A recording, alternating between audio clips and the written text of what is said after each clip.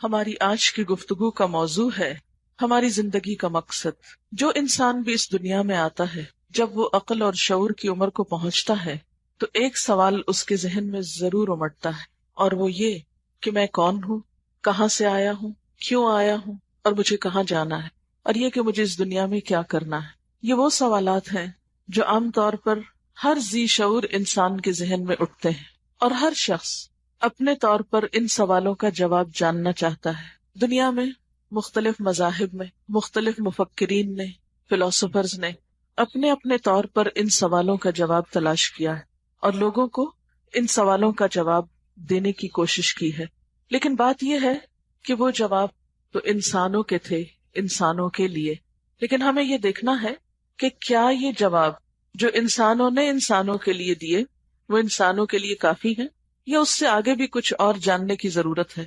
تو بات یہ ہے کہ ان سوالوں کے صحیح جواب ہمیں وہی دے سکتا ہے جس نے ہمیں پیدا کیا، جس نے ہمیں بنایا۔ پہلی بات تو یہ ہے کہ کوئی بھی چیز خود سے خود نہیں بنا کرتی۔ ایک چھوٹا سا پھول، ایک پتی خود سے نہیں بن سکتی۔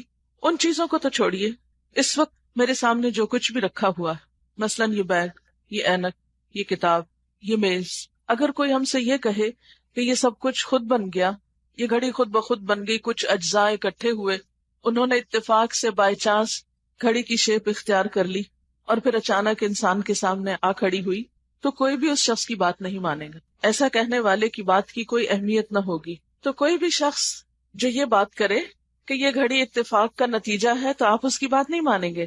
اگر کوئی یہ کہے کہ اس کتاب میں لکھی ہوئی تحریر، وہ کچھ حروف ہوا میں اڑ رہے تھے، وہ اتفاق سے اکٹھے ہو گئے اور مل کے وہ لفظ بن گئے، لفظوں نے اتفاق سے جملے بنا دیے، جملوں نے پیراگراف بنا دیے، تو کوئی بھی یہ بات نہیں مانے گا۔ تو پہلی بات تو یہ سوچنے کی ہے کہ یہ دنیا کسی اتفاق کا نتیجہ نہیں ہے، یہ بائی چانس وجود میں نہیں آئی، خود سے خود نہیں بنی، کسی بنانے والے کے بنانے سے بنی ہے۔ پھر یہ کہ وہ بنانے والا کون ہے؟ میں اور آپ الحمدللہ مسلمان ہیں۔ میرا اور آپ کا یقین یہ ہے کہ یہ سب کچھ اللہ نے بنایا۔ اگر ہم اس بات پر اتفاق کر لیں کہ یہ اللہ تعالیٰ نے بنایا ہے، تو پھر ہمیں یہ بھی ماننا ہوگا کہ وہی اس کا مالک بھی ہے۔ جب خالق وہ ہے تو مالک وہ ہے۔ مثال کے طور پر جب ایک سائنٹسٹ یا ایک مؤلف ایک کتاب لکھتا ہے تو وہ کتاب اسی کے نام منسوب ہوتی، اس کے کاپی رائٹس اسی کے نام پر جاتے ہیں۔ ایک سائنٹسٹ جب کوئی ایجاد کرتا ہے کسی چیز کی تو وہ چیز اسی کے نام سے منسوب کی جاتی، اسی کو کریڈٹ دیا جاتا ہے۔ اسی طرح آپ اگر کوئی چیز اپنی بناتی ہیں تو آپ ہی اس کو اون کرتی ہیں۔ ایک بچہ جو ایک ماں کے وجود سے جنم لیتا ہے تو وہ ماں کا بچہ کہلاتا ہے۔ یہ نہیں ہو سکتا کہ پیدا تو ماں کرے اور اسے منسوب کسی اور کی طرف کیا جائے۔ ایسا کرنا ظلم ہوگا، زیادتی ہوگا، اس ماں کے ساتھ بھی اور بچے کے ساتھ بھی۔ یہی چیز اگر آپ اس کائنات کے بارے میں سوچیں کہ یہ کائنات اور یہ دنیا بنائی تو اللہ نے، خالق تو وہ، اور ہم اسے منسوب کر دیں کسی اور کے نام یا کسی اتفاق کا نتیجہ کہیں، تو یہ دونوں ہی نظریات غلط ہوں گے۔ ہم مانتے ہیں کہ یہ سب اللہ نے بنایا، تو ہمیں یہ بھی ماننا ہوگا کہ پھر ان سب چیزوں کا مالک وہ ہے۔ جب کوئی کسی چیز کا مالک ہوتا ہے تو پھر اس کو حق بھی پہنچتا ہے کہ اسے جیسے چاہے استعمال کرے، جس کو چاہے دے، جس کے لیے چاہے رکھے، جس سے چاہے روک دے، کیونکہ یہ دنیا اللہ نے بنائی ہے، وہ اس کا خالق ہے اور مالک ہے، اس لیے وہ یہ حق رکھتا ہے کہ اس دنیا کا انتظام اس کی مرضی کے مطابق چلے۔ اور ہم دیکھتے ہیں کہ باقی دنیا میں جیسے سورج ہے، چاند ہے، ستارے ہیں، ان چیزوں کو اللہ تعالیٰ نے اپنی مرضی نہیں دی، یہ سب اللہ کی مرضی کے مطابق چل رہے ہیں۔ سورج اور چاند کا ٹائم ٹیبل میں نے اور آپ نے نہیں بنایا، اللہ نے بنایا۔ اسی کی مرضی سے سورج طلوع ہوتا ہے، اسی کی مرضی سے غروب ہوتا ہے۔ اسی طرح دن اور رات کا یہ نظام اسی کی مرضی سے ہے۔ دن اور رات کی تبدیلی میری اور آپ کی مرضی سے نہیں ہوتی۔ وہ جب چاہتا ہے بادل لاتا ہے، جب چاہتا ہے بارش برساتا ہے، جب چاہتا ہے نہیں برساتا۔ لیمو کے اندر ذائقہ اس نے ڈالا ہے کہ یہ کھٹا ہو، آپ اس کو تبدیل نہیں کر سکتے۔ اسی طرح گلاب کی خوشبو اس نے طے کی ہے کہ اس پھول کے اندر یہ خوشبو ہوگی، اس کی مرضی کے مطابق گلاب کا پھول ایک مخصوص قسم کی خوشبو دیتا ہے۔ چنبیلی کے پھول میں ایک مخصوص خوشبو ہے، یہ اس نے ڈالی، اس کی پلاننگ ہے، اس کی مرضی کے مطابق، کیونکہ وہ مالک ہے۔ اور چھوٹی سے چھوٹی چیز سے لے کر بڑی سے بڑی چیز، مثلا آگ میں آپ دیکھیں جلنے کی صلاحیت کس نے ڈالی؟ اسی نے ڈالی۔ یہ سب کچھ کیوں اس طرح ہو رہا ہے؟ اس لیے کہ یہ سب اپنے خالق اور اپنے مالک کی مرضی کے مطابق چل رہے ہیں. سورج، چاند، ستارے سب کے سب اپنے خالق کی مرضی کے تابع ہیں اور اس کے حکم کے مطابق چل رہے ہیں. ان چیزوں میں کسی دوسرے کا کوئی حکم نہیں چلتا. ہاں، انسان ایک ایسی مخلوق ہے کہ جس کو اللہ تعالیٰ نے ارادہ اور اختیار دیا ہے، تھوڑی مرضی دی، باقی چیزوں کو نہیں دی. سورج کو اپنی مرضی کا کوئی حق نہیں دیا کہ کسی دن وہ 1 منٹ کی تاخیر سے طلوع ہو، یا جب چاہے غروب ہو جائے، جب چاہے روشن ہو جائے، جب چاہے ہماری لائٹ کی طرح آف کر دے، بلیک آؤٹ کر دے. ویسا نہیں کر سکتا. اس کو اختیار ہی نہیں دیا گیا، اس کو اپنی مرضی کا حق ہی نہیں دیا گیا. تمام چیزوں کے بارے میں خالق نے پوری کی پوری مرضی اپنے ہاتھ میں رکھی اور اس کو ایگزیکیوٹ کر رہا ہے. ہاں، انسان کو اللہ تعالیٰ نے وقتی طور پر کچھ عرصے کے لیے جتنی کسی انسان کی زندگی ہوتی ہے، مثلاً اگر کسی کی زندگی 10 سال ہے تو 10 سال کے لیے اس کو کچھ اپنی مرضی کا اختیار دیا گیا. کسی کی اگر 20 سال ہے یا 30 سال ہے تو اس انسان کی مرضی 20-30 سال کے لیے اس کو ملتی ہے. اس کے بعد وہ اپنی مرضی نہیں کر سکتا. اور اس میں بھی آپ دیکھیے کہ ہماری مرضی اتنی محدود ہے، اتنی لمیٹڈ ہے کہ دنیا میں آنے کے لیے بھی ہم سے نہیں پوچھا گیا تھا.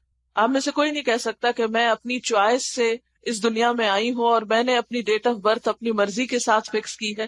نہیں، یہ سب کچھ اللہ تعالیٰ کی پلاننگ تھی. آپ کو کن ماں باپ کے گھر پیدا ہونا ہے، آپ کی شکل و صورت کیا ہو، آپ کا رنگ کیسا ہو، آپ کی مادری زبان کون سی ہو، یہ سب چیزیں اللہ تعالیٰ نے اپنی مرضی سے طے کی. ہاں، جب آپ دنیا میں آ گئے تو آپ کو کچھ عرصے کے لیے اپنی مرضی کرنے کا اختیار دے دیا گیا، لیکن وہ بھی ایک محدود پیمانے پر. اور اس کا مقصد کیا بتایا گیا؟ کیوں یہ اختیار دیا گیا؟ کیوں یہ آزادی دی گئی؟ تاکہ یہ دیکھا جائے کہ انسان کرتا کیا. انسان اپنی گڈ ول کے ساتھ، انسان اپنی چوائس کے ساتھ، انسان اپنی مرضی کے ساتھ رب کی بات مانتا ہے یا نہیں مانتا. تو آپ دیکھیے کہ میں پھر وہیں چلوں گی کہ ہم اس دنیا میں کیوں آئے، ہمیں کیا کرنا ہے، ہم کہاں جائیں گے واپس، وہاں کیا ہونا ہے، اس کے بعد کیا ہوگا. یہ وہ سوال ہیں جو ہمارے ذہن میں آتے ہیں اور ہم کسی نہ کسی طرح ان کے کوئی جواب کبھی اپنی مرضی سے، کبھی لوگوں کی مرضی سے طے کر کے اس کے مطابق اپنی زندگی بسر کرتے ہیں. لیکن بات یہ ہے کہ ایک تو ہم اپنی مرضی سے ان سوالوں کے جواب دے دیں یا کسی اور کی مرضی سے، اور ایک یہ کہ اسی سے پوچھیں جس نے ہمیں بنایا ہے، جس نے ہمیں تخلیق کیا ہے، کہ ہم یہاں کیوں آئے اور ہمیں یہاں کیا کرنا، اور ہمیں یہاں سے جانے کے بعد اگلی زندگی میں یا موت کے بعد کہاں جانا ہے.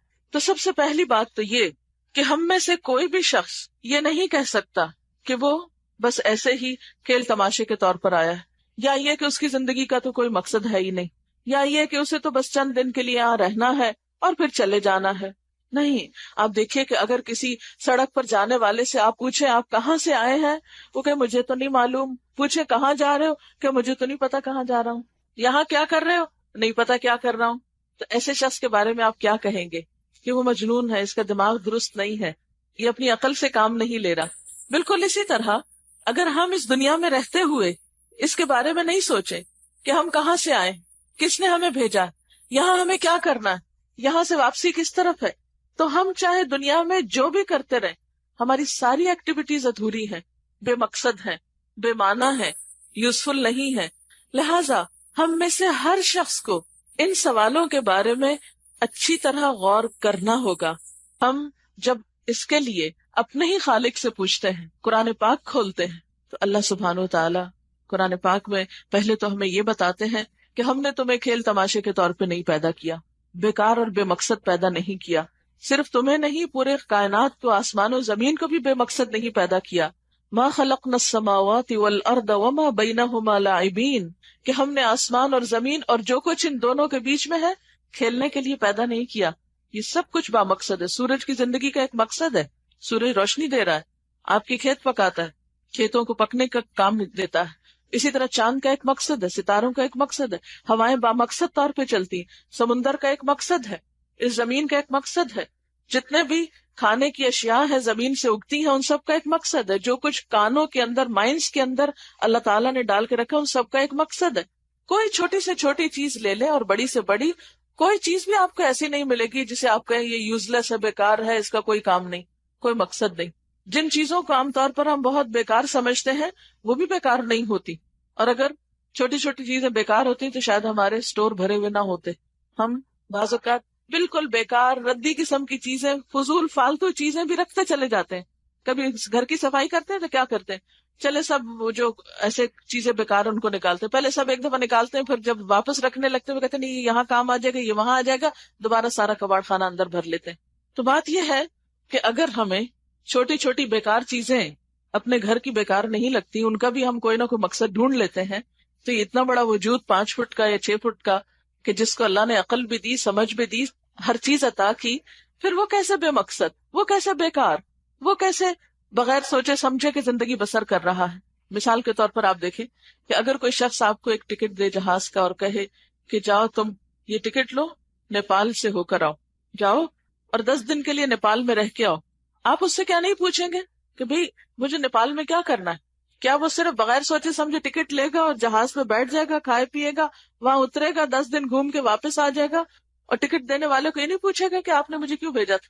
اگر کوئی ایسا ہی کرے کہ کسی کے کہنے میں آ کے 10 دن کے لیے نیپال چلا جائے اور واپس آ جائے، تو وہ شخص اس نے کیا کیا؟ اس نے اپنے آپ کو ضائع کیا، اپنا وقت ضائع کیا، پیسے ضائع کیے، نہ کسی مقصد سے گیا اور نہ کسی کو کچھ کر کے آیا، صرف گھوم پھر کے واپس آ گیا. تو ایسے تو کبھی کوئی آفس، کوئی کمپنی، کوئی بھی اس طرح کسی کو ٹکٹ نہیں دیتی کہ آپ جائیں اور بیکار میں گھوم کے آ جائیں.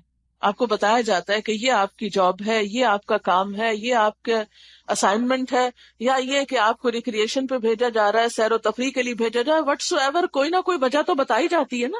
ایسے ہی تو نہیں کہا جاتا کہ چلے جاؤ اور آ جاؤ. تو یہ کیسے ہو سکتا ہے کہ ہمیں اس دنیا میں بھیجا گیا، عقل سمجھ دی گئی، چلنے کی قوت، دیکھنے بولنے سننے کی قوت، بہت سے کام کرنے کی قوت ہمیں دی گئی، قوتیں بے شمار دی گئی، اور پھر اس کے بعد ہمیں کہا جائے کہ بس ایسے ہی جاؤ، گھوم پھر کے دنیا میں کھاؤ پیو مزے کرو اور واپس آ جاؤ؟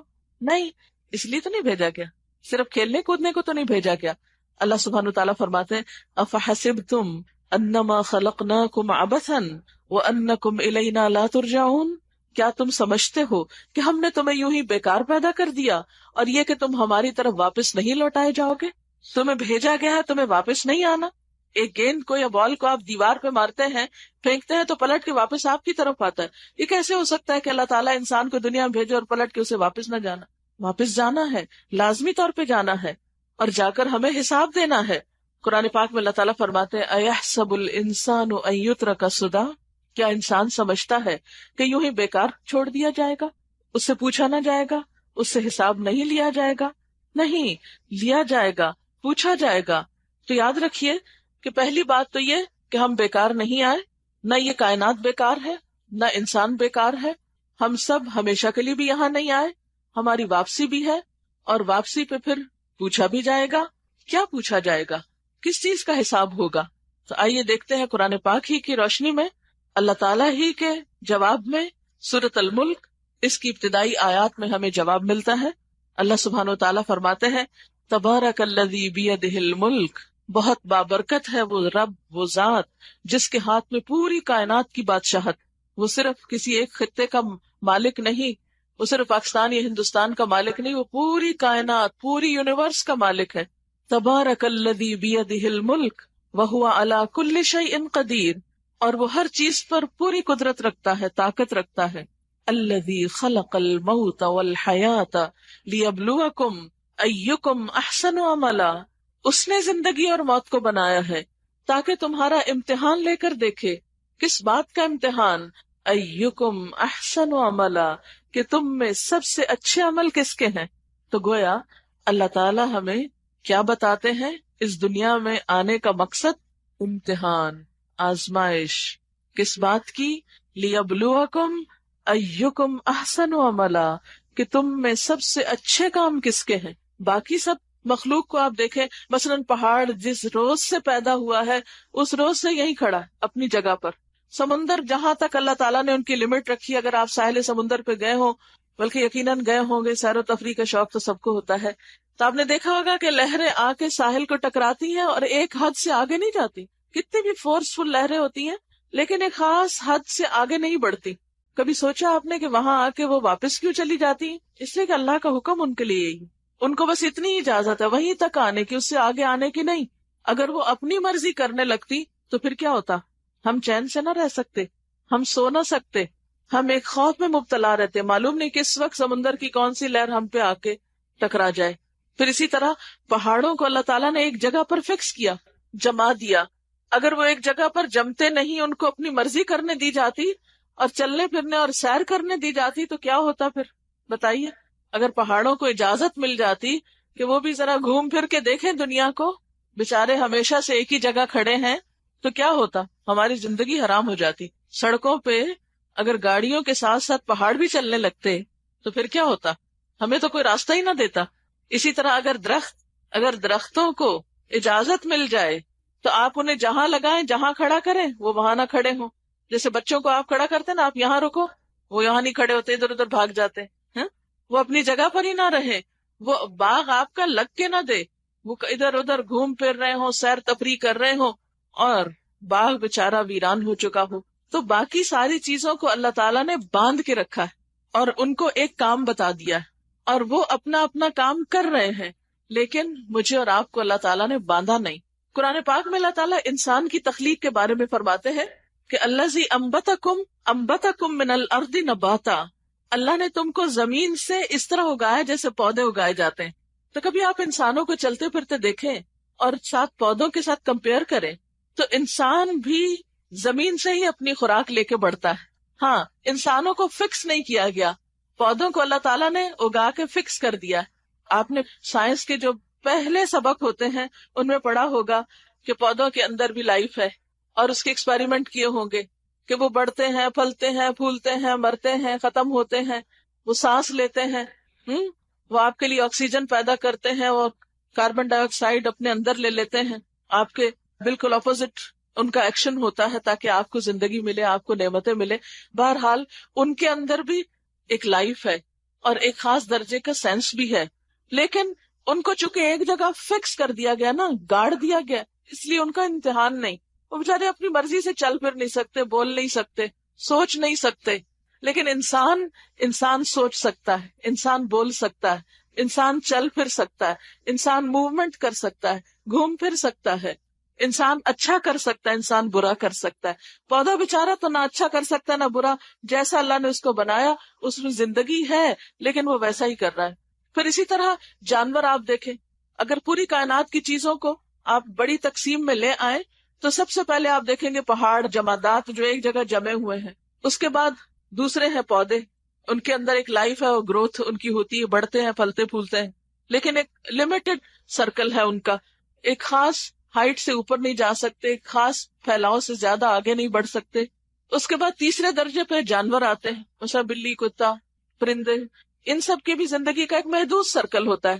بلی مخصوص چیز کھاتی ہے، چوہا مخصوص چیز کھاتا ہے، ہر چیز نہیں کھاتا، اور شکر کریں کہ ہر چیز نہیں کھاتا. اگر بلی ہر چیز کھاتی تو انسانوں کے لیے کیا بچتا. اسی طرح جانوروں میں کوئی گھاس کھا رہا ہے، کوئی نباتاتی چیزیں کھاتا ہے، کوئی جانوروں کا گوشت کھاتا ہے. ایک جانور ایک دوسرے کو کھاتے رہتے ہیں اور ان کا اپنا ہی ایک سائیکل چلتا رہتا ہے اور وہ زندہ رہتے ہیں اور پھر ختم ہو جاتے ہیں. ان کے پاس چونکہ عقل نہیں ہے، وہ عموماً آپس میں ایک دوسرے کو نقصان دیتے، لیکن وہ اللہ تعالیٰ نے ان کے لیے اس میں کوئی ایتھکس نہیں رکھے کہ اگر کسی شیر نے کسی ولڈر بیسٹ کو پکڑ لیا، ہنٹ کر لیا تو اس کے اوپر اس کی کوئی پکڑ ہوگی. نہیں، ان کی پکڑ نہیں. ہاں، اگر انسان کسی انسان کو مارتا ہے تو اس کی پکڑ ہے. کیوں؟ اس لیے کہ انسان کو اللہ نے عقل اور شعور دیا ہے. تو بات یہ ہے کہ چونکہ اللہ نے ہمیں عقل اور شعور دیا ہے اور ہمیں اس دنیا میں طرح طرح کی نعمتوں سے نوازا ہے، باقی ساری چیزوں کو محدود پیمانے پر تھوڑا بہت فائدہ اٹھانے کا موقع دیا گیا ہے، لیکن ہمیں ہر چیز ہمارے لیے بنائی گئی ہے. خلق لکم ما فی الارض جمیعا، زمین میں جو کچھ ہے سارے کا سارا تمہارے لیے بنایا گیا ہے، تمہارے لیے تخلیق کیا گیا ہے. تو یہ جتنی بھی نعمتیں ہیں، ان سب نعمتوں سے فائدہ اٹھا کر ہمارا فرض کیا بنتا ہے کہ ہم پھر اللہ تعالیٰ کی عبادت کریں، اللہ تعالیٰ کے وفادار بنیں، اس کی طرف توجہ کریں. اسی کے بارے میں قرآن پاک کی ایک اور آیت میں آتا ہے وَمَا خَلَقْتُ الْجِنَّ وَالْإِنسَ إِلَّا لِيَعْبُدُونَ، کہ میں نے جن و انس کو اپنی عبادت کے لیے پیدا کیا ہے. تو گویا میں اور آپ اس دنیا میں، اس زندگی میں کس لیے ہیں کہ ہم اللہ کے غلام بنے، اللہ کے بندے بنے. تو تھوڑی سی گفتگو ہم اس پہ کریں گے کہ احسن عمل کیا ہوتے ہیں. احسن کا لفظ عربی زبان میں صرف اچھا نہیں، سب سے اچھا، افضل التفضیل کا ہے نا صیغہ. سب سے اچھا کام کس کا، سب سے بہترین کام کس کا. اور احسن کا لفظ کس سے مل کے بنا؟ حسن سے. حسن کس کو کہتے ہیں؟ خوبصورتی کو. تو احسن سب سے خوبصورت کام کس کا؟ قیامت کے دن ہم سے جب ہمارے اعمال نامے پیش ہوں گے تو اس وقت دیکھا جائے گا کہ کون کیا کر کے لایا. قیامت کے ناموں میں سب سے پہلا نام جو قرآن پاک کے شروع میں آتا ہے وہ کون سا نام ہے؟ قرآن پاک میں قیامت کے دن کے لیے بہت سے نام ہیں، مثلاً یوم الحسرہ، یوم الطلاق. تو پہلا نام کون سا آتا ہے؟ یوم الدین. یوم الدین کا کیا مطلب ہے؟ پہلی سورت الفاتحہ ہے نا، اور سورت الفاتحہ میں سب سے پہلے جو قیامت کا نام آتا ہے وہ کیا ہے؟ یوم الدین. یوم الدین کا مطلب کیا ہے؟ بدلے کا دن، جزا اور سزا کا دن. اس دن کا مالک کون ہے؟ یوم الدین کا مالک کون ہے؟ اللہ تعالی. مالک یوم الدین، وہ مالک ہے جزا سزا کے دن کا. اس پر سب کا یقین ہے نا کہ اس دن جزا بھی ہے، سزا بھی ہے، اچھا بدلہ بھی ہے اور برا بدلہ بھی ہے. اچھا بدلہ اچھے کاموں پر اور برا بدلہ